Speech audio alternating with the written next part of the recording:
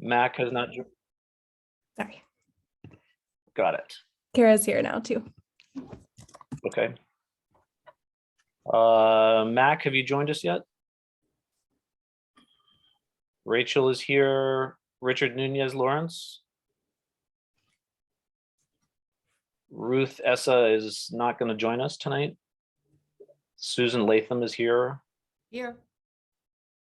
Toby Shepherd Block, are you on? And I see Vanessa is here. Here. Do we have anyone from Community Board 1? Antonella? Frank Wu is here from Community Board 2. Here. And Megan Rockwell's here from Community Board 3. Here. And it looks like Antonella just joined for the record. Okay, great. Welcome, Antonella. Carol from Community Board 4. Oh, Well, sorry. she is excused. Community Board 5, is Paul on? Hi, this is Antonella. I'm from Community Board 1. I think you just, you missed me. Yep, got you. Thank you. No one from my community board is here. How about Alex or representative from Community Board 6? How about Community Board 7? James isn't here, but I'll report back to him. Okay, doke. And Susan Cleary's here Here. from 8. Regina from 9. Anyone from Community Board 9 here? Anthony Garcia from 10. See, John Kelly's here from Community Board 11. Yes. Yep. And anyone from Community Board 12 here? Reverend Thorbs. Community Board 13. And last one for Community Board 14, Jack. Nope. And then we got the organizational representatives. Mary Arnold is here from Cures. Who's here from Guardians of Flushing Bay? Hi, Rachel Wu, representing Guardians. Great. And Charles Yu is here from LIC Partnership. Yes, I'm here. I'm here from Mr. T. Carding. Ryan Brenner, you're here from NYC H2O. Yes, I'm here. And Chelsea's here from Queens Botanical Garden. Present. We got 3 more. Anyone from, is Glenn here from the Southern Boulevard bid? Is Matt here from Tully? And do we have a rep from Waste Management here tonight? Fatima, Peter? And that's it. We've got 25 in attendance tonight out of a total of 45 members. Hi, Okay. this is Sarah from Queens Farm. I'm also here. Rachel, Thanks, do we Sarah. have that one down? Yes. Okay. Gotcha. Thanks, Sarah. Rachel, Andrea, back to you. okay, thank you. Rachel, do we have quorum? Yes, we have quorum. Okay, awesome. Yeah. All right, so we do need to vote on our minutes from the January meeting. But first, members, do we have any edits, any corrections, any comments in regards to the minutes of January meeting? I know the minutes, they went out last week, so members, you should have had the opportunity to review them. Any edits, any corrections, any comments? Okay, there being none, we move to vote to have those minutes approved. Can I get a motion? Susan Latham makes a motion to approve as written. Okay, can I get a second? I second. Okay, who's second? Oh, Jasmine. Jasmine. Okay, awesome. All righty. In that case, all in favor to approve January minutes? Aye. Aye. Any opposition? Any abstention? Okay, seeing that we have no opposition, the ayes have it. January minutes, the minutes for January meeting has been approved. Okay, thank you so much. All right, we're going to move along. I see our guest speaker is here. One of our guest speakers tonight is Councilwoman Sandy Nurse. She is the new council member of the 37th Council District in Brooklyn and the new chair of the City Council Sanitation Committee. Councilwoman Nurse has a long history of community advocacy, fighting for transition away from fossil fuel. And she's also known for building farms in areas of food deserts. So it seems like we have a perfect fit in Councilwoman Nurse as the City Council Sanitation Chair. Councilmember Nurse, welcome to our meeting, and you have the floor. Hi, Queen SWAB. Good evening. I'm really excited to chat with you all, listen, answer some questions. I've been to many Brooklyn SWABs. I've never been to a Queens one, so thank you for having me. I'll just be pretty brief. I'll just say a little bit about my background and then some of the things that we're working on and have coming up, and obviously would love any opportunity to collaborate or take in feedback or hear anything we're missing. But my background is as a community organizer. I'm also a carpenter and ran an organic waste composting nonprofit for many years. I also ran a organic waste MWBE right before I ran. So I've been in the solid waste world, both as a worker and as an advocate for quite a bit of time. So very, very, I would say, versed in the issues and some of the challenges that we're facing as a city and hitting some of our goals. And as the chair of sanitation, I'll just say we have a couple of priorities that we've mapped out, but there's plenty of room to add on, and we're open to being in dialogue, and we're flexible.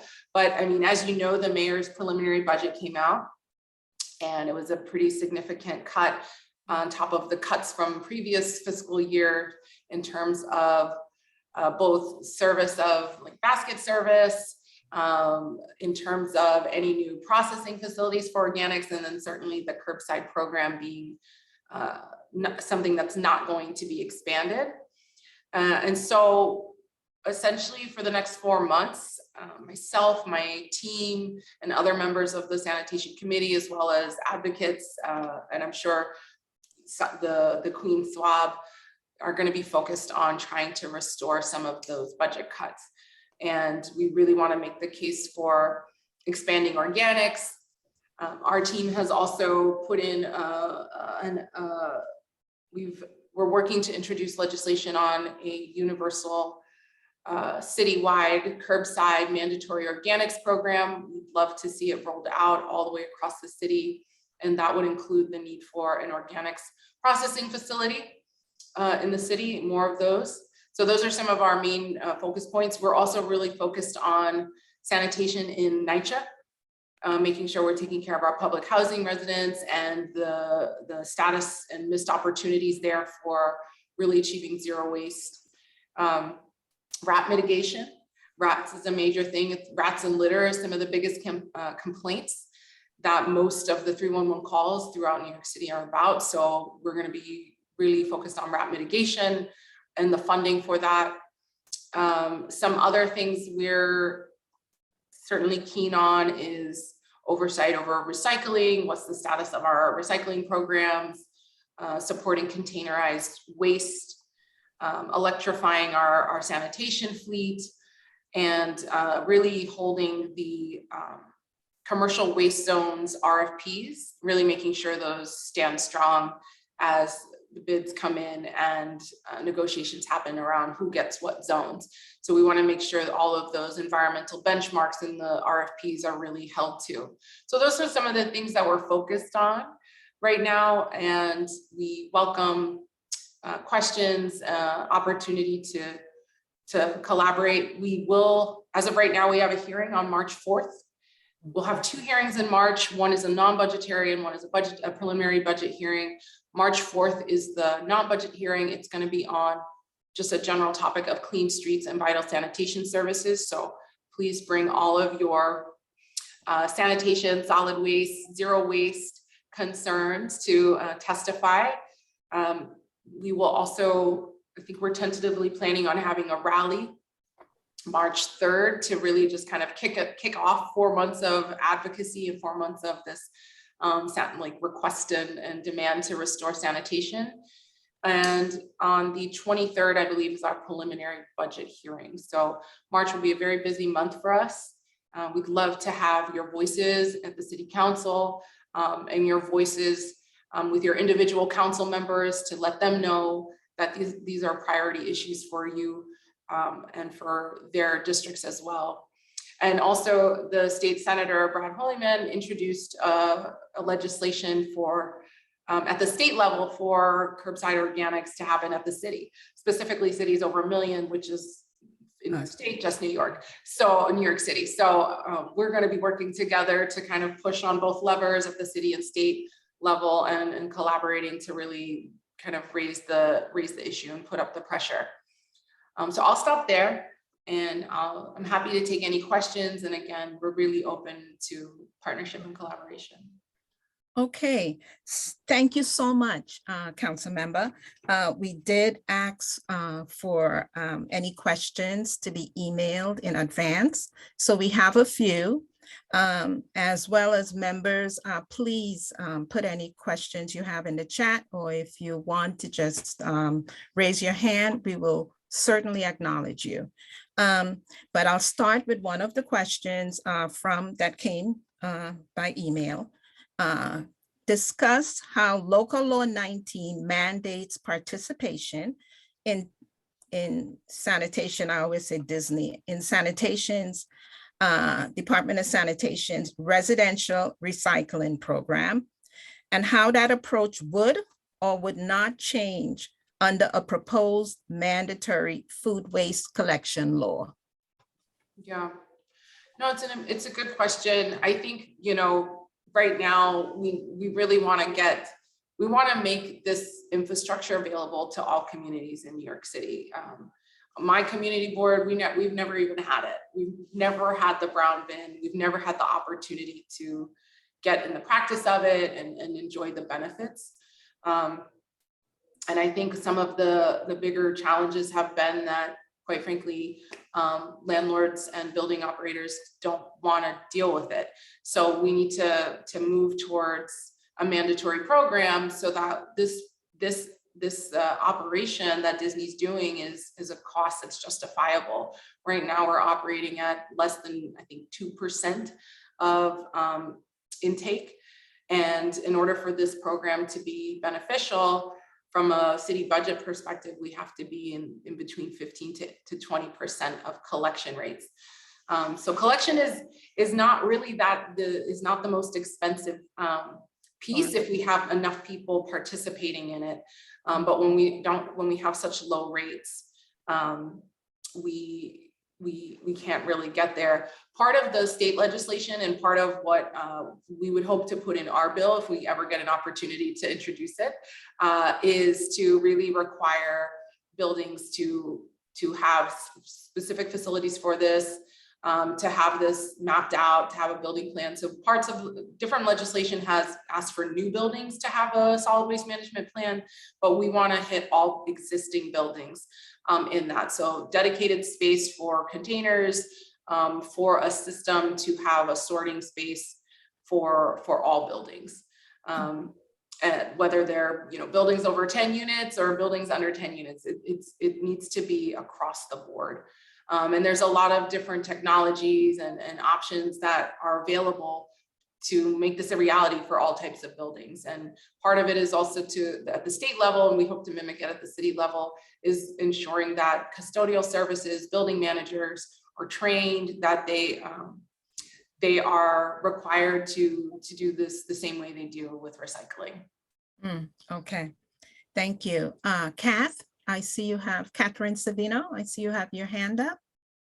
Yes, hi. Thank you so much for coming tonight, Sandy, and for your efforts in restoring curbside collection.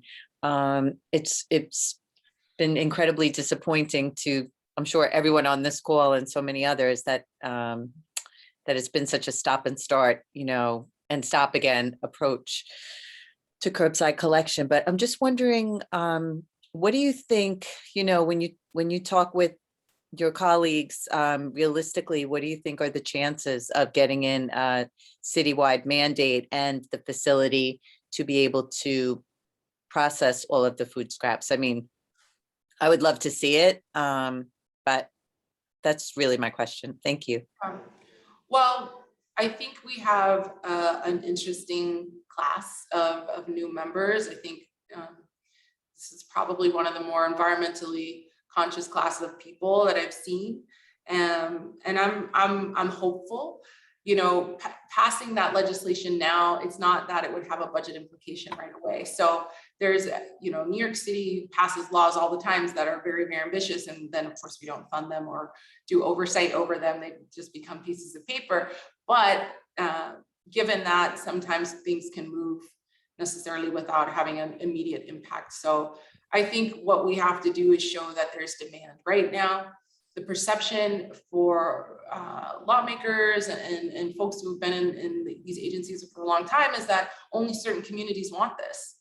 So we have to show that that's actually not true, that more neighborhoods want this. We also need transparency in how many people need to be doing it in a community board or along a specific route to justify a truck. We don't have that data. So when people like you all are doing door-to-door canvassing, we have people door-to-door canvassing in our community saying, would you sign up for the brown bin? People are just signing up for something. We don't ever know how many people you need to trigger, what's the threshold, right? So we need some transparency in that.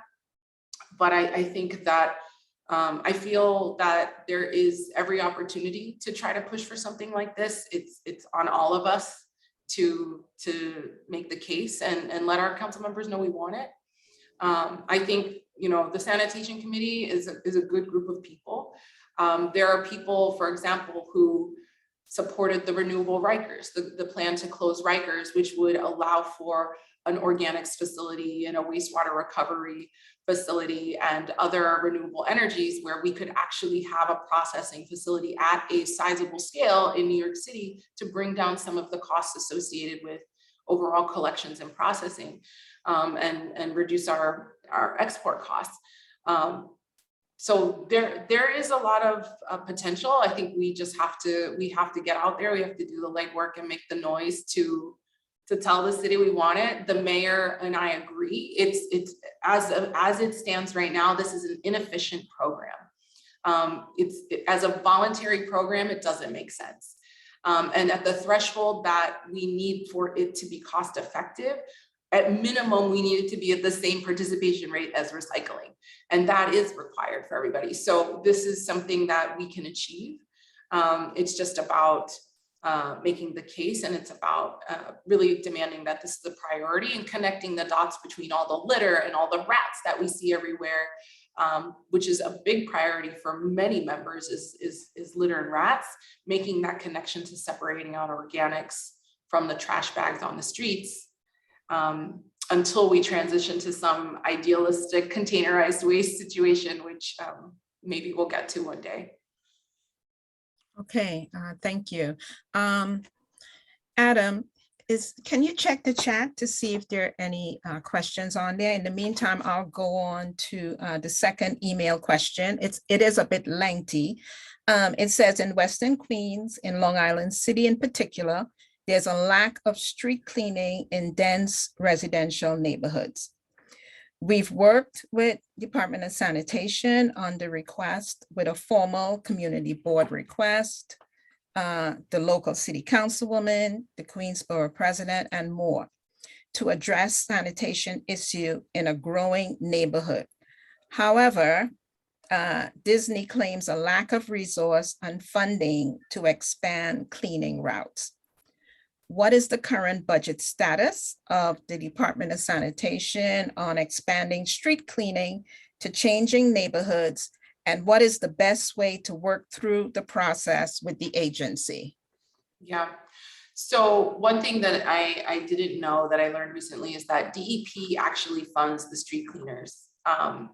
They pay for sanitation to sweep the streets. So I have not heard what the speaker or the mayor is thinking in terms of bringing back pre-pandemic levels of alternate side parking for street sweeping. I know that many members on our committee want that to return to twice per week per side of the street. But I don't know, I can't tell you for sure what's the thinking is at the level. I know that the Department of Sanitation did express that they would like to bring it up. They've had problems with being able to fully sweep streets before the pandemic. People often just don't move the cars, and there's just not enough capacity for enforcement. So it was already a pre-existing problem. Bringing it down to once a week per side of street has only created even more of a problem. And then of course there was even less enforcement during the last 2 years. So I think it's part of what we need to restore is the street sweeping. And again, that would be something that we can advocate for, but we would need to find out from DEP what their plan is for funding the street sweeping. Okay. And what the mayor and the Department of Finance wants to do with alternate street parking. Okay, got it. Thank you. Adam, are there any questions in the chat? Susan Cleary had one about Susan Cleary had one about fossil fuels and heating oil, but Sandy, is that under your purview, or is that? Not particularly. I'm on the Committee for Environmental Protection, but not particularly. I do know that Alika Samuels passed a bill called, we were calling it gas-free NYC. So new buildings are supposed to be not using gas, it's supposed to be using electric. So that's a positive thing, but I'm not sure. This wouldn't be necessarily under what I can do as the chair, although I will be advocating obviously for fossil fuel free everything. Got it. I got confused. She's city council doesn't want oil, I'm involved in too many things. Hey, Sorry. Gil, I see you raised your hand.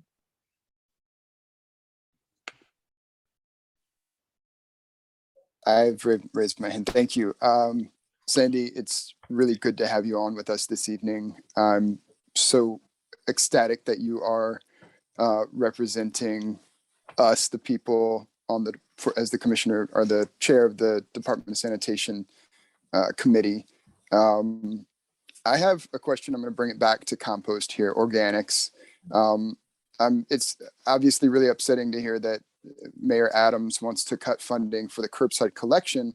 And I happen to agree with him that the brown bin is a complete failure and purely symbolic. I fear that this is some political ploy of his to get a bunch of people to say, oh, we can't cut funding for this. And then he's going to come with some sort of plan to do something different, which may or may not be good or not. But I wonder, do you think that Department of Sanitation actually has the will to do the job of collecting organics throughout New York City?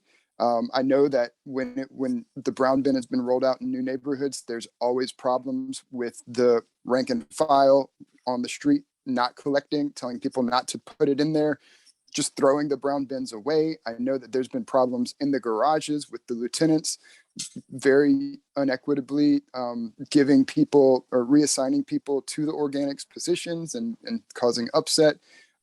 It just seems like there's a culture that just refuses to bring organics online within the Department of Sanitation, and it's led to and people don't know how to use the brown bin, which led to terrible participation rates. The people that were participating were putting non-organics into the bins, leading to the contamination, and the program has been a failure. If this gets funded, what are we going to do different that's actually going to make it work? And do you really think that Department of Sanitation can do this, or should, as some people in the Save Our Compost, for example, are suggesting, should this entire task of collecting organics be outsourced to some other agency, like the new Mayor's Office of Climate and Environmental Justice that now is under the DEP Commissioner? Yeah. Thank you. No, it's a multifaceted question. So one, I would say, my impression, I'm not, I don't know everybody at the senior leadership level of DSNY for that long, but I know a few folks and I've known them for a long time. My impression is that if the resources were available, people would love to do this. I think the leadership in the agency would like to see us move in a way towards zero waste. Now, I don't know what they're saying in other situations, but that was expressed to me. How that relates to rank and file is a different issue, because that is then an issue of not doing your job, which is a separate issue from, does the agency have the mandate to do it? Is it law? Is it something they are supposed to be doing and they're funded to be doing? So when there are instances of workers who are abusing their position and throwing things out or miscommunicating separately from what the agency is doing, that's something that would need to be reported. And that's something that's taken very seriously, the same way if sanitation workers do other types of violations of their job, there's pretty serious no tolerance. Is that me? Oh, sorry, I heard someone say uh-oh, so I thought like maybe I had frozen. So one, if there's an issue about workers, that's something that would need to be addressed, and if there's, those are things that should be reported as they're happening. But that's separate from the agency doing what they're mandated to do by the city and by law, if we pass it. In terms of participation, I think, this is a big issue. I mean, human behavior is a riddle as old as time. I don't have the full answers of it on why we want litter on the ground, on why we tolerate rats on our streets, why we don't pick up our dog poop. I don't have those specific answers. But what I would say is that, if we can get organics to be higher than recycling, and recycling is so filled with problems and it's not clear, there's not tangible results when you recycle something versus when you recycle food. There is a very specific tangible outcome that has multiple benefits that I think is a clearer line for people to understand than recycling. But I guess I would say I don't have, I don't have the bigger answer about how we are going to get all of the millions of humans who live here to participate in the program well. But what I do know is that if we can get it out and get the infrastructure and get people in the motion, I think more people will than not participate, because I think there is demonstrated demand. Okay, thank you so much. I'm sorry, did you want to say something, Gil? Oh, I just said thank you. I can ask follow-up questions all day, but I'm going to yield the floor. And Gil, just to your point, I mean, certainly, you know that I think there are other types of operations that could do collections better.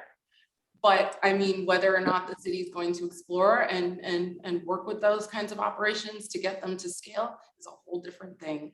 I guess along those lines, my biggest follow-up would be like, can we have more local community scale composting sites in New York City? Do you think that's something that we can strive for, or are we just going to completely outsource this to industrial upstate, out of state, and are one on Staten Island.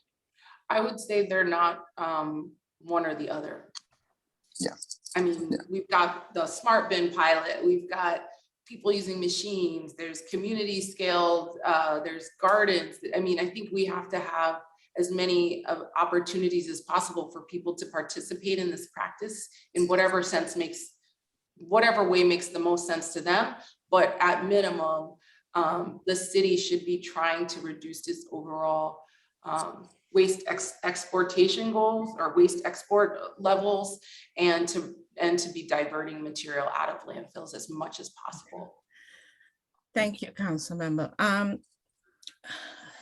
Just piggybacking on Gail, to me, when they rolled out that program, there was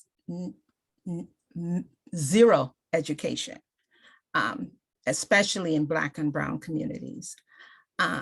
So to me, if you want a program to be successful and you want to change behavior, you have to educate and you have to market. And that did not happen. So it was set up for failure, in my opinion, to begin with. So we are where we are today. And I guess my question is, I know Councilman Powers had put forward legislation last year to have 3 compost sites in each community board. If that's something that would be looked into, if that bill is something that could possibly be brought forward, so that we can, even if we don't have the curbside composting happening, we do have composting going on in each community board so that we can begin to change behavior. So that folks move towards the understanding of why we need to try to get to zero waste. Yeah, and that bill can be reintroduced at any point. It was a stopgap measure to try to pass something that, you know, can we open up land in community boards for you know, folks who can and can run spaces like this to do it. Like I said, it was a stopgap, but that bill is something he can reintroduce at any point. Okay. And I don't think it's any of this is an either or. I think it's a multi-layered set of strategies and multiple different types of infrastructure. And I agree. Just the one thing that I would add that is useful is if the state version of this passes, there is an opportunity for the city and the agency to tap into a particular set of state funding that is through the DEC, through the Food Waste Recovery Initiative. It's I forget what it's specifically called, but that it supports municipalities in education, which would allow the agency to access some more money for education. Although significant amounts of money has gone into education and advocacy, but in very concentrated areas. So I think that's just one other thing to keep in mind. And I fully agree with you about the need for more education about how people should be engaging with these curbside programs. Okay, thank you. I think we have some more in the chat, and I have one last email question. So I can do the email question, and then Adam, if you could check the chat for the remaining 2 questions. Okay, question is, pre-COVID, there was a year-over-year reduction in summonses issued by Disney for recycling compliance. This data is important in terms of how Local Law 19's recycling rules are enforced and how a mandatory compost program would be enforced. Why was there a reduction in enforcement? How many enforcement agents would be required to make a citywide residential compost program a financial and environmental win? And it goes on to give numbers for fiscal year 18, upwards over 84,000, fiscal year 19, 76,000, fiscal year 20, 55,000. Okay, so I'm sorry, that was a very long one. Would you mind breaking it down into the piece of the question? How many? A little bit of a preamble, so I was. Yeah, it's why was there a reduction in enforcement around recycling? And how many enforcement agents would be required to make a citywide residential compost program a financial and environmental win? They're saying pre-COVID, there was a year-over-year reduction in summonses. So they looking at the data as far as the summonses go. Yeah, I don't know specifically about why. My hunch is that they've spent less money on enforcement. And certainly all through the pandemic, there was less money on enforcement overall, but I don't know why specifically. I can find out and ask questions and send a follow-up email. If you want to send me that one specifically, I Okay. can chase it down over the next couple of days and see if I can get you something by Friday. Okay. But I don't know off the top of my head why that happened specifically. Okay. I will send you Okay. that email. Adam, can Chat- we get chat's to the all set. rest? Chat is all set. The council member will be sending follow-ups on the hearing and the rally. Oh, Raleigh, so and then the info on the enforcement piece on local law 19. oh, okay. All right. Okay, if there aren't any more questions, Councilmember Nurse, thank you for coming and spending time with us this evening. I will say that you were here about 10 days ago at the legislative, SWAB Legislative Committee meeting, and you were so gracious to come back again. So here at SWAB, we're feeling the love. We're feeling the love. Thank you Well, so thank you. much. Thanks for having me. And one other thing I wanted to mention, we want to go out to see, sites and things like that. So if you all over the next 4 months are interested in having a rally it doesn't have to be for organics, it could be for sanitation services in general, like needs that you have, please invite us, whether it's waste equity, whether it's a commercial corridor, this is about all of the sanitation needs that our communities have. So we want to raise the awareness, not just be about organics, but about other things too. So please, I can follow up, but if there's any place in Queens that you think we should go as a committee or tour, we really want to see it. And like I said, if there's things that we're missing in our priorities or things that you want us to really raise questions on, or if you have these kinds of specific questions that you need more information on, please send them to us and we can work together to chase down answers. And I'm happy to liaise in that way. Very good. Thank you for having me. Thank you so much. And I hope to come back soon. Yes. So please invite me back. You will not be a stranger, trust me. Okay, thank you again. Thank you for joining us. Enjoy your meeting. Yes, thank you. Bye-bye.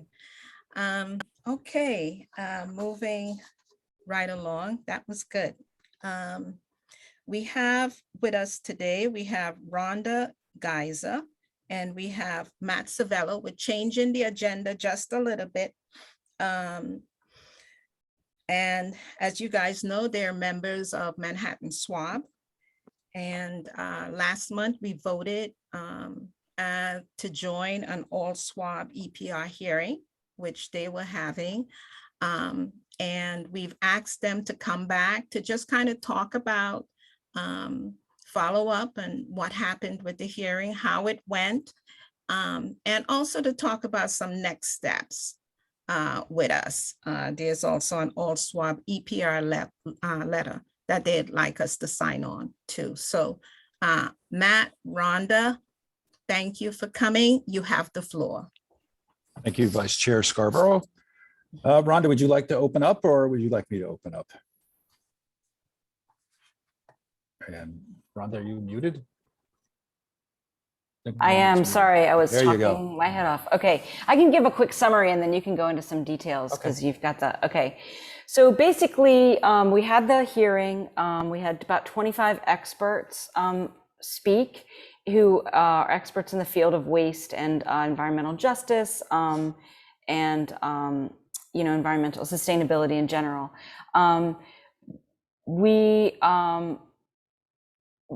summarized the points made by the 25 folks who came to testify, stakeholders and advocates. And basically, we believe in EPR, which would transfer the cost of recycling to the producers who create the waste that packaging and paper products create.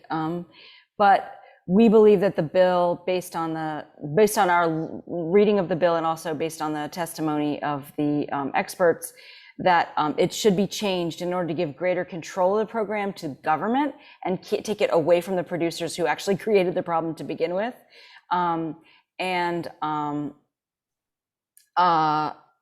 Their decisions about packaging over the years have resulted in too little that's recyclable and too much that's contaminated with toxic materials.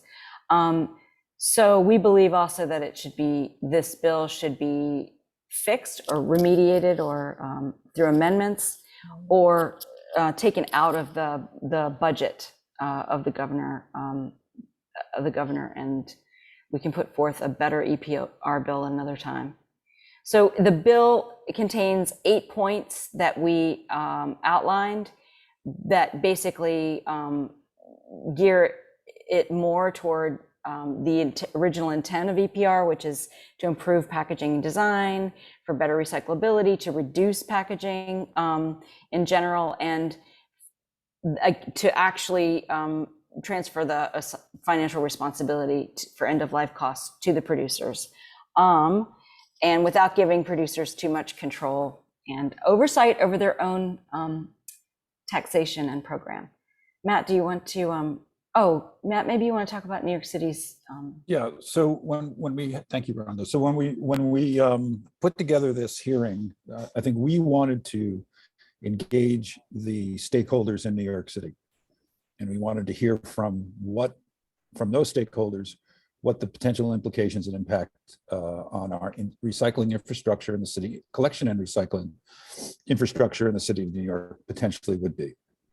And we wanted to give those folks a voice, and then from that hearing, create some kind of policy document on the bill and on our recycling infrastructure in relation to that bill, and send that up to our legislators. So I think one of the standpoints, one of the points of departure for our group when we started this was to fundamentally understand that New York City's recycling infrastructure is not dysfunctional, it's not broken, but that the packaging and paper and the materials that it's required to process has become misaligned with, I think, a lot of the recycling infrastructure.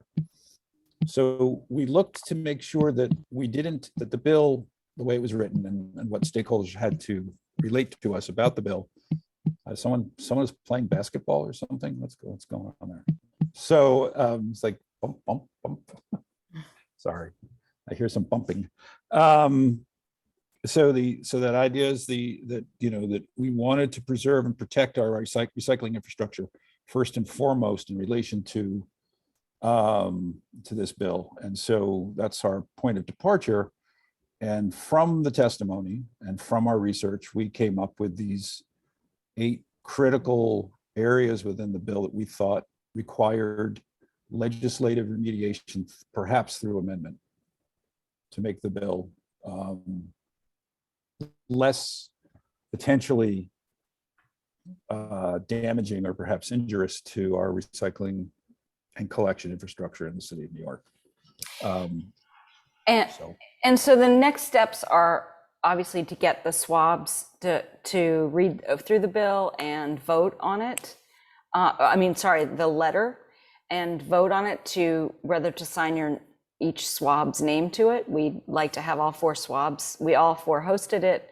It would be great to have all 4 SWABs sign on to this letter.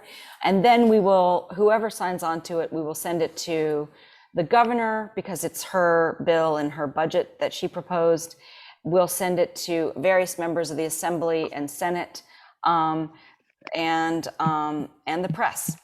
And we're hoping hoping to place an op-ed in some local newspapers and to do another phone bank. So a number of Queens SWAB members did some phone banking, and to call our own assembly members and senators to make them understand our concerns. It's a very complicated bill. There are some advocates out who actually spoke, and he said, I've looked at a lot of environmental legislation throughout the years, and this is some of the most complicated stuff I've seen. It's a very complicated, which is kind of a red flag already.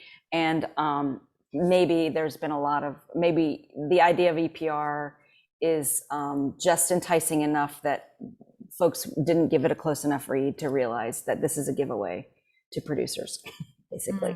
No, do we want to discuss just briefly just briefly the 8 points that we came up with, or do people have any questions now? I think so. I think so. I know we sent it out. We sent it out, but we sent it out, you know, it was like a day or two ago. So some of our members may not even have read it. Yeah. So yes, please. It's a tad dense, and this is, you know, this is kind of, unfortunately, it doesn't lend itself to absorption easily. It really is complex, and even I'm like, you know, I've been living in this for 2 years and I'm still like flummoxed a lot of the time. But so the areas of concern for us are, they start with the preemption language in the bill, and preemption essentially says how much control will we have locally over our own recycling infrastructure and plans and programs.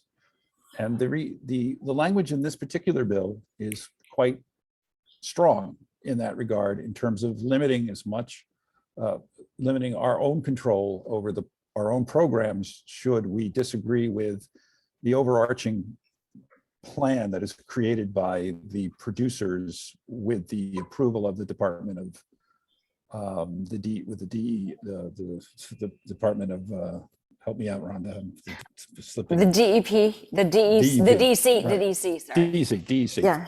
The statewide DEC. So environmental conservation. So we looked to the old Kaminsky bill, S1185C, and we found that perhaps that language was preferable.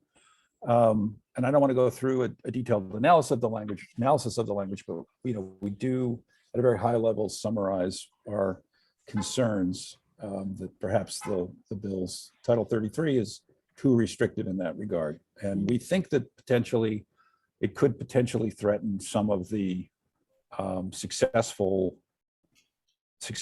programs that we've had in the past, like electronics recycling. And we asked ourselves, potentially, would we be able to ban successfully in New York City today, if this bill were enacted, something like expanded polystyrene? And which, by the way, is still a problem in a lot of places, but let's assume that it was a ban was successful.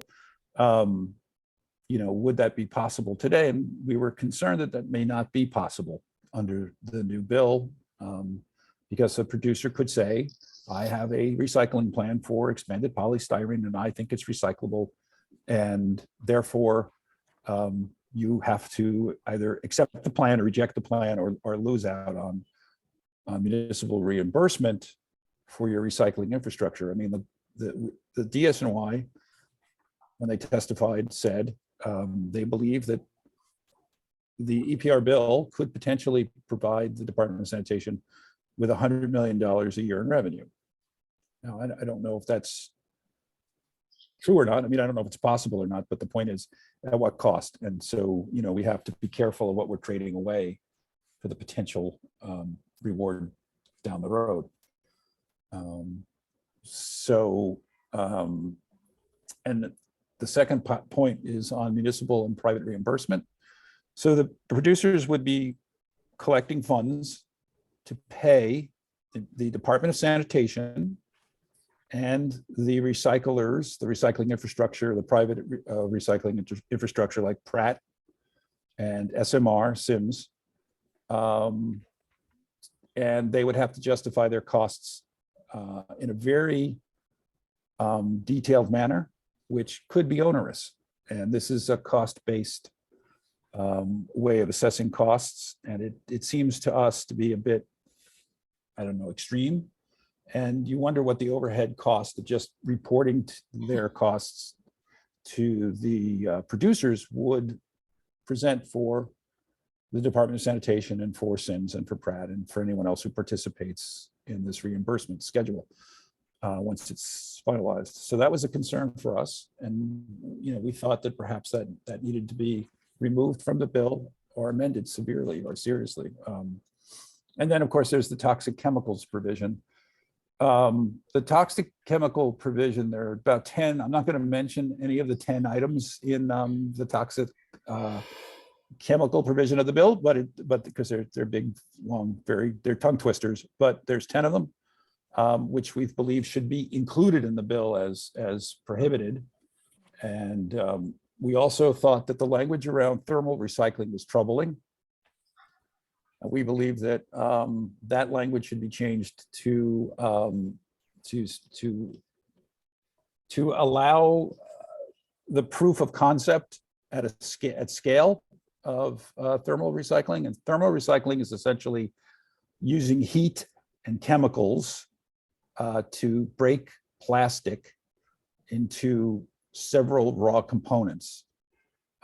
From low sulfur diesel fuel to kerosene to, I guess, plastic polymers. And this is yet to be proven at scale to be both safe, environmentally safe and effective at scale. So a lot of promise, a lot of excitement, a lot of hype, but I don't know, we don't know if this should be included in this bill at this time. So that's a big concern. Okay. I'm just running through these. I'm almost done. So Yeah. the bottle law is very important. We believe that the bottle law there is a provision in the bill to review the bottle law every year for inclusion in the EPR program. And we believe that language should be removed from the legislation. And then finally, the last two are just responsibilities of producers. We think the producers have too broad set of powers and responsibilities. We'd like to see those narrowed in favor of more control by the DEC. And then finally, 8 is just a reinforcement of that concept of giving the DEC more oversight and control over the process. Ultimately, we believe that the PROs should be simply transferring funds to the Department of Environmental Conservation, and that those funds should be distributed by the department and not by the PROs. So that's what we took away from our experience in the public hearing. So I'm okay.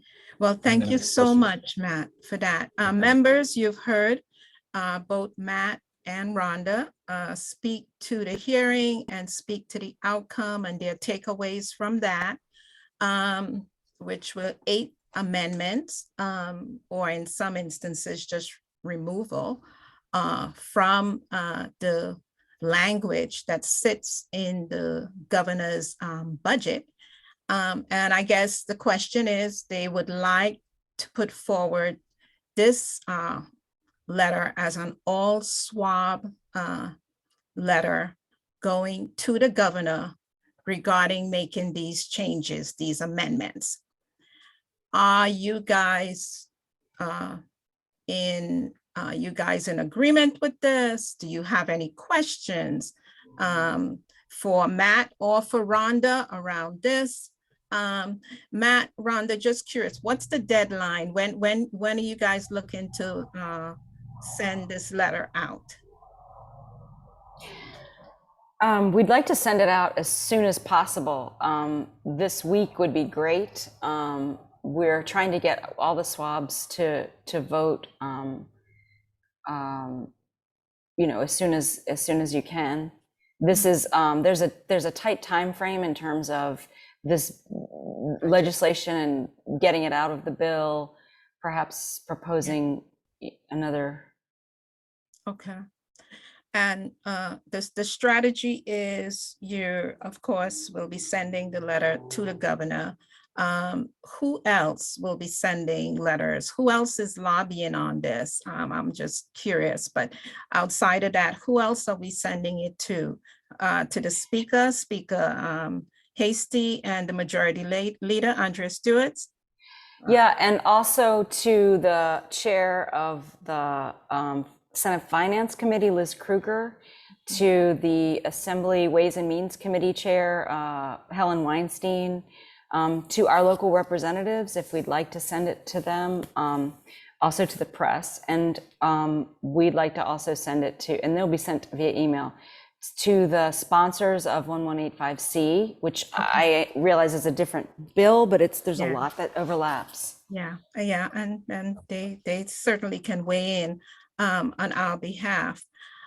Members, as you ponder on this, understand that whether or not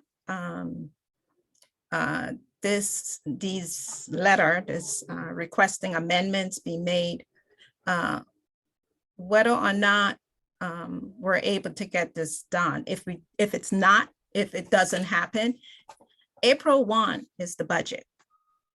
And April 1, whatever is in that language stays and it's passed.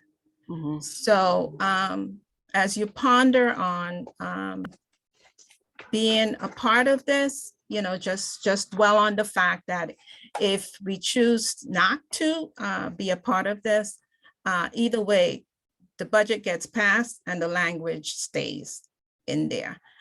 So want to hear from members. Any thoughts, any comments around this? So I see some questions in the chat. But Okay, Adam, can you read the questions in the chat? Because I can't see. I'm not good with that stuff. So Matt, in the cover letter, it references the residential waste stream, waste shed, like 12,000 tons per year. EPR covers the whole waste stream, right? We're not just talking about the residential waste stream versus. No, this is only for the residential waste stream. It doesn't talk about it does not address, as far as I can recall, it does not commercial waste stream. It's just residential. It's what aggregate discards at the curbside. Is that what other states have done? They've divided it up like that? No, there are some states that have included residential and commercial, but this is just, and I think Tom Outerbridge addressed that in his testimony. And there was a reason, and we have the, Rhonda, did you put did we share with everyone the testimony and I'll put Tom the link. talked about this. Yeah. The reasons why he thought it was a bad idea, and I think anyone who was concerned about this, I think why it's a bad idea to include commercial. Take a look at his testimony. I'm sorry, I can't do it justice off the top of my head, but it's in his testimony. Here is a list that we put together. Outerbridge. Yeah, this is a list of the speaker order, and then in it are links to the specific parts of the video that we recorded of their oral testimony, and then there's also a link to their written testimony that they shared if they did, and there's also if they didn't, especially if they didn't share written testimony, it has a link to the transcript that we had done. But just for clarification, if I go to the bodega in the corner and I buy a bottle and a newspaper and I bring it to my office and it goes into the commercial waste stream, why would we want to have two different kinds of managements of that waste stream?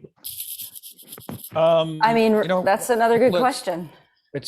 Well, there's an answer in the testimony, which again, Tom Outerbridge from Sims, I think, addressed it. And off the top of my head, it's not registering why. I could dig through it now, but I think he had made some very good points as to why that's not preferable for New York City.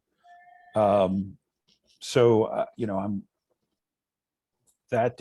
private sector industry, I understand our trade association has a lot of concerns about it because it would take essentially it's about control of the waste stream, and you'd be taking control of the waste stream away from private MRFs who have made millions of dollars of infrastructure investment, and you'd be giving that waste shed to another group, whether it's run by the producers or run by the state. So that's a good question, Adam, and I think the way I understand it is the producers will create a plan which will then be approved by the DEC, and then what happens is that has to be sorted out, and then reimbursement is contingent upon what the producers accept as the activity-based costing structure for providing the service from those recyclers. So what I look at that as, it's not total, the way the bill is written, it's not total control, but if you control the purse strings, that's a lot of control, right? So I think that's really an issue here, is the reimbursement mechanism and what kind of control producers have over that versus the obligations of the recyclers, and what kind of hoops they have to jump through to be reimbursed. There are other components to this, but I don't know. I don't read it as total control, but I would suspect that they will challenge costs, restrict, a lot of activities maybe, and so that I don't know the degree to which this could potentially happen, but I hear the concerns, and I think that Tom talked about this, about the commercial component pretty clearly, but I don't have right in front of me. Sorry. Okay, well, we're going on 7:37. Sorry. And our meeting is supposed to end at 8, and we still have quite a bit on the agenda. I think what we'll have to do is take this offline. I'm not hearing from my members as to whether or not they're prepared to vote on. Mary, do you want to say something? You got to take yourself off mute. There is a lot of support in the chat. Really? What about making a motion to, Okay. and then taking a vote? Okay, I can certainly do that. Mary, maybe both you and Adam can help with the chat. That would be great. All right, so I am asking for a motion. This is Susan, and I make a motion that SWAB sign on to this letter. Okay, second, can I get a second? I second that. Okay, wonderful. All in favor? Aye. Aye. Any opposition? Any opposed? I do oppose. I would like more time to review the letter. I haven't had a chance to review the whole thing. Sorry, I don't think I received it. Okay, any other oppositions? I also need to know more. It sounds like there's other ways, like the California bottle bill, which gives private processors access to deposits that aren't redeemed. I know it's complex. I know Matt and the whole group has spent a lot of time on this, but just need a little bit more time to understand. Are there any other oppositions? These two holdings are in love. Whoever is speaking, sorry. please go on mute. Thank you. If there, I just want to also oppose as well for the same reasons. Would like more time to review the impact. okay, so it seems like Rachel. Yes. Yeah. Um, We have how many ayes? How many in the affirmative? Aye. So let's do the count. We'll just go one by one. Gil Lopez, are you in the affirmative or are you against? Gil? Sorry, I'm in favor. Aye. Oh, okay. I am in favor. Andrea Scarborough. Adam has already made it known. Ryan Brenner? Aye. Okay. Susan has already made it known. Jasmine McPherson? Aye. Okay. Sarah Mayer? Aye. Rachel? I'm actually in opposition to. I'd like more time. Okay. Janet Ferreira? Yeah, I need more time to read thoroughly. Okay. Richard? I'm in favor, and if this motion doesn't kind of push through, we can always push it to the legislative committee and address it there. Okay, very good. If the body agrees. I agree with that. Bilal? In favor. Okay. Jennifer Maldonado, I'm sorry. Also in favor. Okay, Jenny Lynn? I'd like some time to review. Okay, Megan Rockwell? Yeah. Okay, in favor. Antonelle Desavario? Opposed for now. Okay, John Kelly? Yes. Okay, Vanessa Ventola, In favor. Rachel Wu,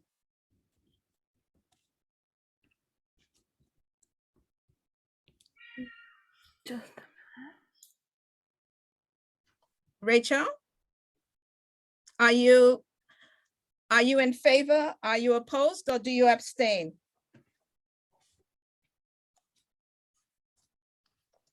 Okay, we'll put Rachel on the abstain for now. We can't get a yes or a no from her. Charles, I think you already made it known. You have, Charles, you are noted, Rachel? Let me see. Yes, I do. Okay. Thank you. Kara? Nay for me. I need more time. Okay. Mary? I can't hear you. You've got to unmute. Okay, I'm in favor. Okay. Catherine Savino? I'm in favor. Okay. Dan Martens? In favor. Okay. Let's see who I'm missing. I'm on to the second screen. Jenny Lynn? I think I already said I need more time. Oh, my apologies. Megan Rockwell, did you also, is your vote she's noted? Yes, I already voted. My vote, I already voted yes. Rachel, who do we have right now that has not voted? I might have just missed a few people. Did we get Anita Chan? I'm sorry if you already said yes Yeah. or no. I am opposed. I need more time. Gotcha. Okay. Really quickly tallying. Okay, wait, we have Mac Lawrence. Mac? Yes, he's here. Okay, I didn't realize he was here. I hadn't seen him before. Yeah, sorry, I was late. Okay, Just have to abstain for the moment to do a little more research. okay, understood. Okay. Andrea, I just want to say, it seems like most of the people who are opposing it in some ways are abstaining because they want more. I'm just pointing that out. It's not Yeah. that they're opposed to the specific bill, it's that they want more time to review it. Yes, understood. So that really falls into the abstain column. And am I missing anyone? Did anyone not weigh in before I asked Rachel to do the count? This is Frank. I said I was in favor, but put in the chat, so just didn't verbally do it. Okay. Thanks, Frank. Sorry, I'm just gonna go through.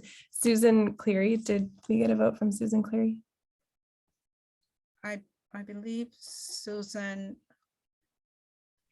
voted. Still on? Yeah. It was Susan Latham who voted, but I don't think Yeah. Susan Cleary voted.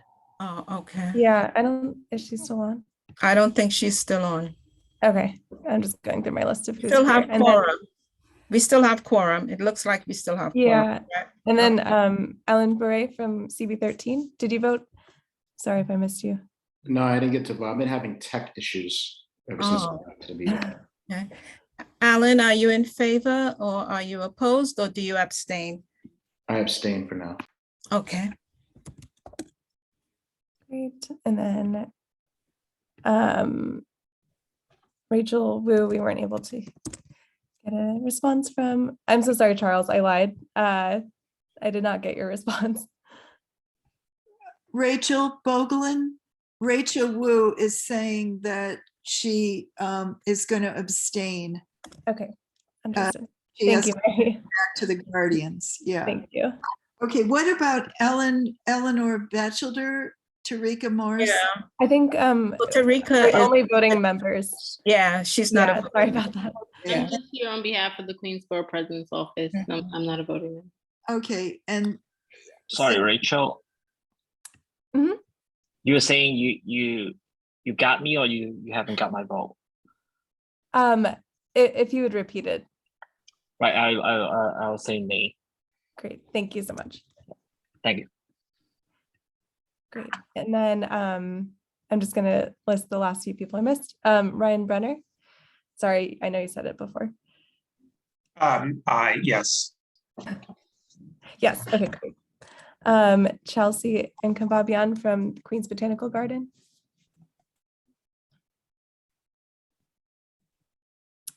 Is Chelsea still on? Doesn't look like it. And then Sarah Meyer, is Sarah Meyer still on? Yes, I'm here. Okay, and you're a yes? Yes. Okay, great, thank you.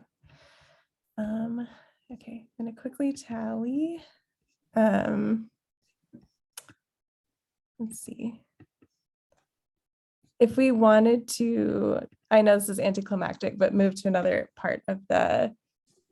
Okay, while we wait maybe for the after I do count. something and I'll Yes. just tally. I just want to be That's accurate. fine. That's Great. perfect. Thank you. That's perfect, actually.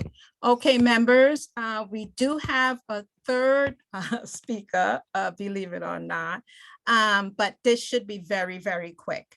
Her name is Sonia Ferraro, and she's the owner of Paradise Community Garden. She started her business about 2 years ago. And how I met her was because I was looking for a compost site in my district, Community Board 12, to drop off some food scraps. And it turned out that she was the only compost site that existed in my district. I found her. She's actually a new startup business, good for her, and a woman, good for her. But she needs help. So you know how it is when you start up a business. So I invited her to come and just speak for a few minutes about her compost site, about her garden, about her business. So Sonia, welcome to the meeting. You have the floor. Hello, Andrea. Hello, everybody. My name is Sonia. I'm not the owner of the garden. It's a community garden, a Green Thumb garden. We're all stewards of the garden. Okay, so the name is Paradise Community Garden NY, and we're located in Southeast Queens. We opened in 2020, just before the announcement of the pandemic. We're actually in our second year of urban farming, and lots of hurdles. We've been jumping, but we've been making it, and we've been connecting. We found a way, I guess, through trial and error. We're finding that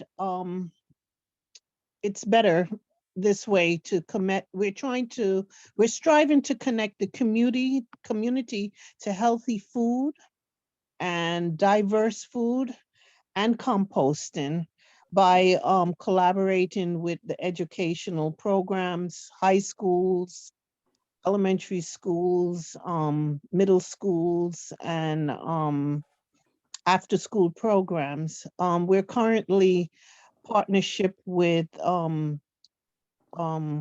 Work for Life programming. So we've done winter gardening from October till March. March it ends. And we also had YLC volunteers during the winter. So we've been trying to compost and winter garden with our interns. They're paid interns, so they get paid for coming out and doing the winter agricultural work. Our community has limited amount of healthy food. There's no composting in the areas. And we're just on this collaborative route to food justice by making these partnerships with these programs. So far, it's working out. We've now partnership with the Parks Foundation. So now we're officially a learning garden. So we're welcoming a couple of elementary schools, high school, and 2 after-school programs. So they'll be doing a variety of programming, including composting. Everyone is excited about the composting on the grounds.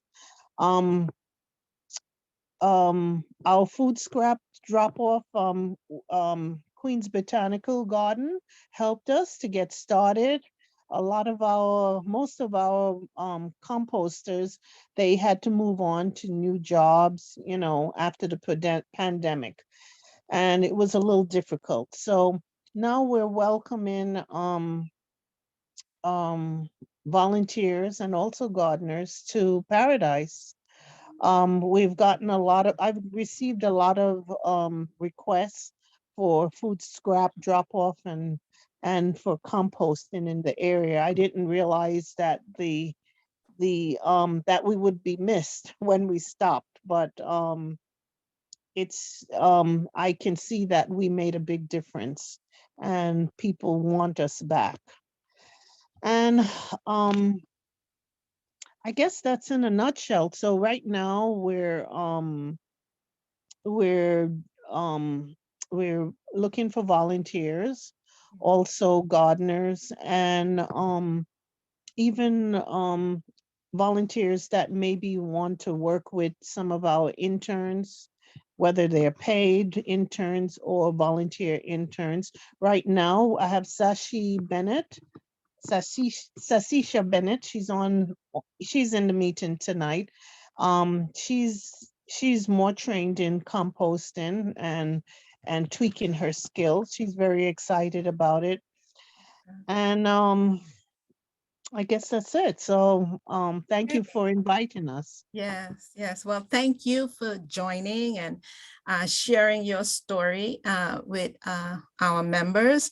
And I would hope at some point as we move into the late spring, early summer, maybe our members, through committee, we can get some kind of initiative going where we may come out one day and volunteer. I know I would love to know more about composting. So thank you again for coming. Also, if folks want to get in touch with you, they may know someone that's willing to volunteer. If you could just put your information in the chat, okay, would be great. And also, Rachel, if you could drop the flyers that Sonia sent over in the chat, if that's possible, that would be great to share with our members. Can you put the information for the garden in the chat? Yeah. Okay. All right. So Sonia, thank you so much for coming, and thank you for sharing your evening with us. Thank you. Okay. All right, guys. Are we ready on the vote, Rachel? Yeah. Okay. Let's see. So the tally, we had 15 yeses, 9 nos, and 2 abstentions. So yeses are slightly in the majority. Okay, so then the vote has passed for us to add our name to the all SWAB EPR letter that will go out to the governor and select elected officials. Okay, Matt, Rhonda, thank you so much for coming and spending your time with this. And again, we want to collaborate as much as possible because we're all in this together. Right. Thank If anyone has any questions, just give us a holler. More than happy to help out. Okay, thank you.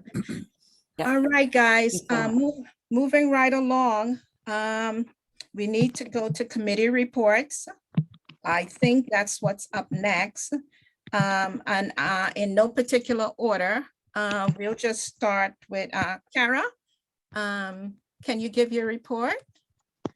Sure can. Come to our meeting. That's pretty much it. We're having our first meeting for the Ed Committee on the 28th, Monday. It's all Zoom stuff. It'll be the third Monday of every month going forward, but that was President's Day this month, so it'll be the 28th this coming Monday. Basically, we just need to talk about what our goals are and start to set a plan. So that's where we're going to start. We're going to work from the State of Waste in Queens report. We'll start there. Okay, great. Up next, we have Solid Waste Planning Committee. Ryan? can you give your report? Yes, yes, I definitely can. So we met last Wednesday. Our next meeting will be March 14th, which is a Monday. We meet the second Monday of the month.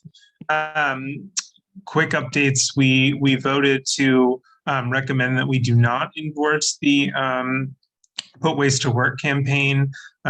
We agreed with the overarching tenets of the plan, but we're still unsure of what endorsing it would look like, and had some hesitations around the specifics of the plan. So happy to keep working with that group, but not formally endorse it.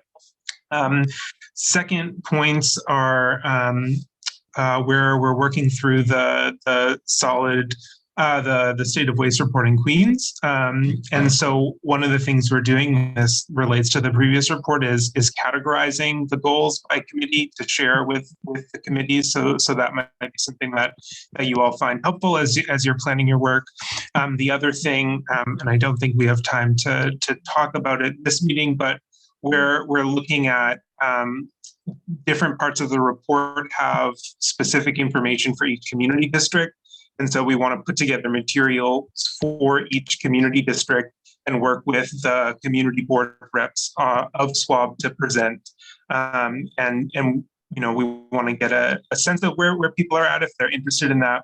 But I'm not sure if we have time. Maybe we can come back after all the reports if there's time. Otherwise, we can reach out at a different time. Yeah, we're thank you so much, Ryan, for your of course. It's 7:58, so we are going to be going a bit over, hopefully not too much over. But I do believe that idea working with the community boards is an excellent idea, because that's how we get information out. That's how we educate. So it is something that's very important for us to work on. So once our chair is back, maybe to connect with Amy and figure out how, rather than waiting a whole other month, to bring this back to the board, maybe figure out how maybe we could do this before that. But thank you so much. Next up is environmental justice. Bilal. Yes, good evening, everyone. Again, our meetings are every second Tuesday of the month at 7 p.m. So our next meeting is scheduled for March 8th. So please come out and learn more about the work that we're doing. We did meet on earlier this month for our first meeting of the fiscal year. And some of the things that we've discussed in our meeting was one, is coming up with our mission or our values for the Environmental Justice Committee. We went over a review of all the environmental justice principles, and we're coming close to kneeling down a vision. Again, it's a work in progress, but I encourage everyone to, I'll put a link in the chat, to look at the environmental justice principles and familiarize yourself with them, because that's where we're going to be coming from as an organization, as a committee moving forward. We also talked about the promotion of the event of Eastern Queens Alliance, which is coming up this Saturday. So if you're not registered for the Eastern Queens Alliance virtual event, which is Waste Not, what you can do to help save our Earth is happening this Saturday. Please try to register and attend that event. It's very important that we support some of our community organizations that have been very active in solid waste and in environmental justice areas for numerous years. We also talked about reaching out to Queens Botanical Gardens to the Master Compost Program is coming back, from what we understand and from what I have heard. And we want to make sure that opportunity is spreaded throughout the Queens. And we want to bring on a presenter to talk about that and blast it to the community and allow them to people to sign up from all parts of Queens, as well to participate in the Master Composter Program. And some news that we began with, just to let everyone know, the committee know, I brought some news updates just briefly of the new appointment of Kizzy Charles Guzman, who has worked with the former mayors, Mayor Michael Bloomberg and Bill de Blasio, who is now the director of the newly created Mayor's Office of Climate and Environmental Justice. And also that the Mayor Adams met with the EPA Administrator, Michael Reagan, to talk about climate policy and environmental justice as well, just as information, just for everyone to know. And that is it. Ah, now. okay. Oh, yes, and I spoke to Angela Miskis from Abuela Neighborhood Cleanup Crew. We are looking into scheduling a Environmental Justice Committee SWAB cleanup day. And we're looking at May 7th as a date, and the following Saturday as a rain date. Okay. So more information forthcoming on that. Okay, excellent. So members, just try to keep that date clear. May 7th, we will hopefully be doing a cleanup. So try to clear your calendar on that day. Next composting, Jasmine, do you have an update for us? Hello. No, currently I have no updates. All righty. Lastly, we have, last but not least, Richard. Oh, it's also Janet after Richard. Oh, yes, no, I'm sorry. After the communication. My after apologies, Richard, my apologies, my bad. Yes, okay, Richard, yes. You're up next, and then we'll go to Janet. Sure. Hi, everybody. So I want to send an email to everyone so you can see the minutes of our meeting. We had our meeting the second Thursday of this month. I believe that the next meeting should be March 10th. So it'll be every second Thursday. Councilmember Nurse was kind enough to make our meeting, and we talked about a few different legislation packages, and we talked about skip the stuff. We talked about a couple of things, but one thing that I really love about Councilmember Nurse is that obviously we met before Mayor Adams did his push to cut composting, and so she just recently and she probably mentioned it a little bit tonight, just forced the issue to make sure that composting is mandatory. And of course, Senator Hoylman in Albany has a bill to make composting mandatory. So these are some things that we will most likely address in the next legislative meeting, because those are really those could in some ways overrule Mayor Adams' position in reducing composting. So in addition to that, there's a couple of things that we talked about in the meeting, and I'll send, you'll see this in the minutes. We talked about the waste transfer station in Southeast Queens, and we talked about the 7 sites for composting in the city right now, and talked about expanding it. Of course, that's up to debate right now with Mayor Adams's position. We also talked about just what we can do as members to fight for more composting in the budget, and which is to talk to our members in the city council to try to fight for more funding for composting. So that will be pretty tough, obviously, because of the mayor's position. So legislatively, what she's doing is kind of forcing his hand, and the same thing with Hoylman. So I think we can talk about different strategies of how we can do it, because forcing the city council members to do it may be a little rough, because, of his position. We'll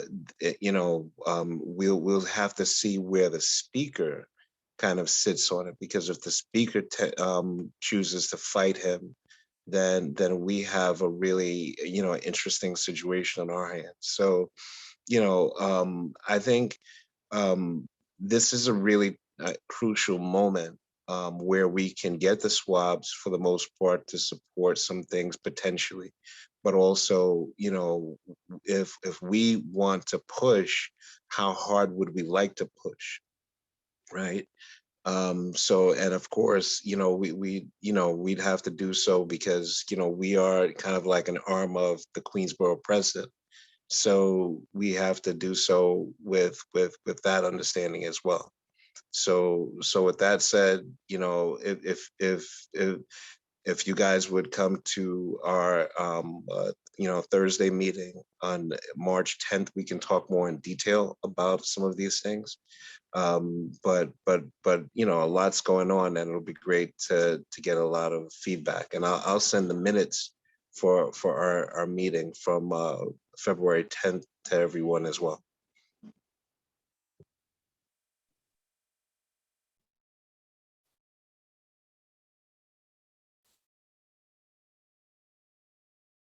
Sorry, Andrea, are you speaking? Because I think you're muted. I sure was. I muted because I could kind of hear my husband in the background. So I figured if I can hear him, you guys could. So I had muted there for a while. Sorry. Yes, please share the minutes with Rachel. She's definitely going to need that. It sounds like you have some more work to do in your committee, bringing the heads together, and then coming back to the full board with some recommendations, and the executive board. That would be great. Okay, last but not least, Janet Ferreira from Communications. If you can give us an update. Yeah, I'll try to do like some quick highlights, but overall, in our last meeting on February 10th, which our next meeting would be on March 10th at 6:30, and it's every second Thursday of the month. So I created like a little, just like a small deck, just to kind of start off with, like just social media calendar. Of course, there's other ways of communications, but just as a start off, just kind of reviewing what we could like post, and also develop social media calendar as well for March, that's something that we're just working on right now. And of course, just adding that we do need more members in the communications committee. As at the moment, it's just Susan Cleary and I. And I believe we did have like 2 other people that, hopped in during our meeting that expressed, some interest. And, once we hear back with them with their, confirmations, because, definitely one of them was expressing, we definitely need help on the website. That's not my expertise. So definitely if anyone has any expertise in that side, that would be really helpful. But just overall, just to get at least a sense, the QSWAB Communications Committee is responsible for, developing, updating, and monitoring the QSWAB communications policies, social network accounts, as well as calendar events, whether it's digital, social, and in person. So we're kind of working with 2 different calendars, especially that now that's getting warmer up, there's going to be a lot of activities when it comes to like cleanups and, outdoor events, like, with compost, for example, as well as, which is great because actually I posted recently at an event at the Queens Botanical Garden this week, and they were giving away free compost, and I was able to connect with Chelsea, who's the compost manager at the Queens Botanical Gardens, who actually I think was here earlier. They do have like a stiff and bag your own compost event this Sunday, which she just told me earlier today in an email, and which they do welcome drop-ins. So and it's another thing that, the Queens Botanical Compost, they definitely want to, interested in working more closely with QSWAB, and they would be open to speaking at a meeting. We would let them know, if there's like a certain topic they want us to like cover, for them to cover. So definitely, I'll just send like an email out in like the Google group. That way we could get some feedback on just like any certain topics. That way they could kind of pull together for any like future meetings. And I'm not sure, they weren't sure like if SWAB is going to be hosting in-person meetings, but they are definitely open to host one at the Queens Botanical Gardens. So it's just something, would be great to do, Yeah. and yeah, I think that's pretty much it. I think it's just like the small little bits of, I connected with Matt just to kind of follow up with like the SWAB logo. We just have to like update like the ratio proportions, like the sizes. So he's like helping me, get the correct size. That way we could like, again, just for consistency, update the logo on all of our platforms. And yeah, so we'll just be, again, if anyone's interested in joining, our next meeting will be March 10th. And I believe that's it. All right. Thank you so much, Janet. And thank you for getting out on social media our upcoming event with Eastern Queens Alliance. Appreciated that. I heard from a lot of chairs, the chair committee, the committee chairs that, wanting volunteers, wanting folks to join their committee. Members, we have the opportunity as a SWAB to do some good work, but we need everyone involved. By the way, for committee chairs, you do not have to only select from the membership. It's open to the public. The public folks can be part of your committee also. Actually, we encourage that. So I encourage all our members to find at least one committee and participate. We need your thoughts, your ideas. We need your hands, especially your hands, just getting work done, getting stuff done. So I encourage you to support. If you're interested in a committee, just put it in the chat, or you can send to our email. Rachel, you could put in the chat our email, QSWAB email. And let's just get some stuff done, guys. Okay. And committee chairs, just want to say thank you for stepping up.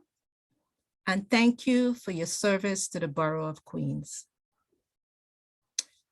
All right, that being said, we move into old business. I see Bilal already told us about the date, May 7th, umbrella neighborhood maintenance, that cleanup. We know where we are with waste to work. Ryan told us about that today. And we already voted on the all SWAB EPR hearing. The last thing we have on here is our event with Eastern Queens Alliance. And as you guys know, it's this Saturday. It's our first event that we're co-sponsoring with Eastern Queens Alliance since we are now an official QSWAB. So I would hope that members can come out and support, and as well as share the information, the flyer. Another flyer is going to come out tomorrow, because our borough president has now signed on as a co-sponsor. So it's no longer QSWAB and Eastern Queens Alliance. The borough president has signed on. Assemblywoman Alicia Hyman has signed on. Assembly member Khalil Anderson has signed on. This is our event, guys. So if you can, please register and tell your friends, put it on your networks, because it's, this is our event. First, hopefully, of many. Just to tell you briefly about the second event that we're planning, will be, it's going to be called Addicted to Plastic. And the date on that is March the 26th. It's of course in honor of World Water Day, which is on March the 22nd. Since that's in the week, we thought the 26th would be the best date to have it. And the topics will include: what is the connection between our use of plastics and global warming? What is plastic made of and what is its life cycle? How is it harming our oceans? How can it harm people? What can participants do to make a difference? Legislation and enforcement. And we do plan to ask one of our members here from SWAB to be on the panel to speak, our very own Cara Napolitano, and to speak on plastics. So along with other panel members, but that will be the next one. And then after that, we've got the expo. And actually for the other upcoming events, if folks want to sign on and get involved, because it's going to require work, especially for the expo, we can certainly use some hands. Please, if you're interested, either reach out to me or to Mac by email, or you can send an email to the SWAB email about, volunteering, wanting to be part of the project, part of this particular initiative. All right. Okay, now we have, oh gosh, guys, it's 8:17. So we kind of need to cut it. I know we had Max scheduled to give an update on the website, but we can put that off for our next meeting. Mac, you have more time to prepare. Is that okay, Mac? That is great with me. Okay, so since are there any open items, any new items? I'm sorry, any new business? Okay, having heard none, we will go to a vote to adjourn this meeting. Can I get a motion to adjourn? A motion to adjourn the meeting. Bilal. Okay, okay, Bilal, cool. Can I get a second? Sarah seconds. Wonderful. All in favor? Aye. Aye. Aye. Good night, everyone. Take care. Be Opposed? safe. Thank you. Bye. Any opposed? Okay, meeting adjourned. Thank you. Oh, and thank you, Rachel, Adam, and Mac. Couldn't have done this without you guys. Thank you. Okay. Everyone. We're a Good team. night. Bye-bye. Have a good night, everybody. Bye.